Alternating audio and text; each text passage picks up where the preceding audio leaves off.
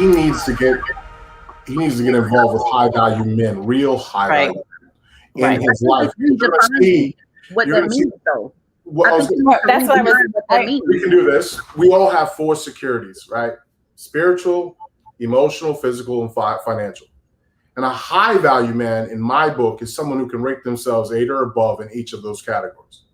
So that their strong sense of being and knowing who they are, the spiritual, their connection to God, the universe, whatever they believe in, but it's the sense of self-identity that you know who you are in your place in this world.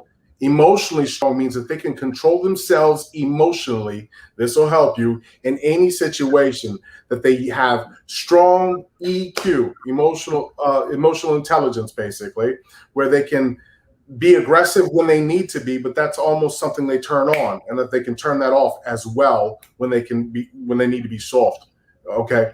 And be vulnerable as well when that's safe and required.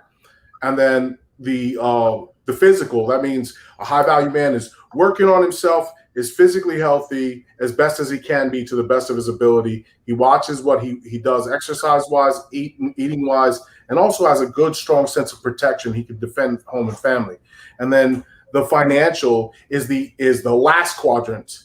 And that's what you'll find is that while that's very important, there's a lot of unstable men in other categories who've figured out money, but they haven't figured out everything else. So their life and their mind is in chaos. But if you figure out those first 3 first, the high value man is going to be able to create an environment that aligns with their goals and their dreams in a structured way over time and in an appropriate manner.